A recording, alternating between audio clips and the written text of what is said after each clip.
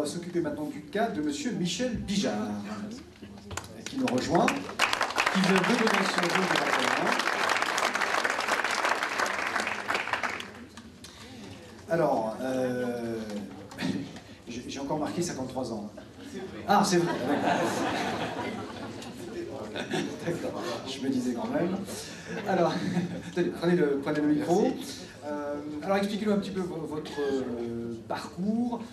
Qu'est-ce que vous avez fait jusqu'ici, d'abord? Alors, j'ai occupé des différents postes de direction commerciale dans la distribution de produits pour les professionnels du bâtiment. Et je suis tombé amoureux de cette population du bâtiment.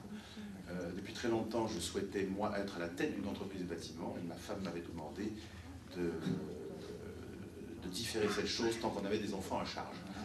J'ai croisé dans ma clientèle monsieur et madame Grisot, qui sont une entreprise de notoriété de la place de Besançon. Et lors de la deuxième visite, j'ai cru comprendre que l'entreprise serait peut-être à vendre de leur côté.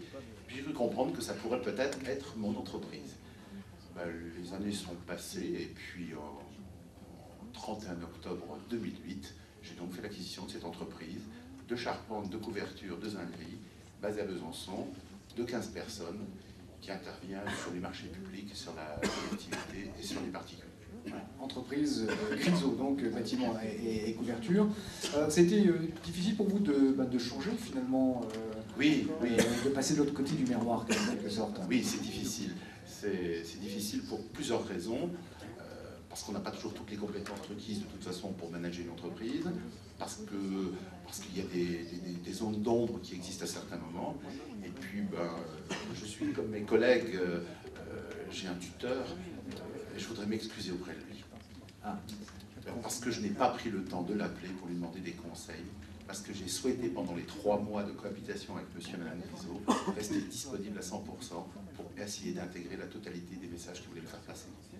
Donc j'ai prévu, dès les premiers jours du mois de février, de l'appeler et de le croiser, parce que je crois qu'il doit m'amener des conseils. Vous avez vu, hein, apparemment ce sera le cas, visiblement.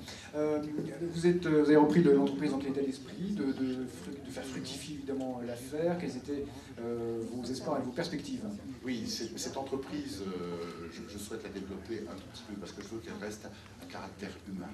À 15 personnes, c'est bien, c'est une richesse tous les matins de serrer la main de ses collaborateurs. Néanmoins, je veux lui adjoindre des activités complémentaires dans le domaine du développement durable, dans la maîtrise de l'énergie, puisque c'est une chose qui est dans l'air du temps et qui est nécessaire. Donc, c'est le projet à 2011 ou 2012 d'arriver avec 19 ou 20 personnes. Merci. C'est moi qui bravo. Merci. Voilà.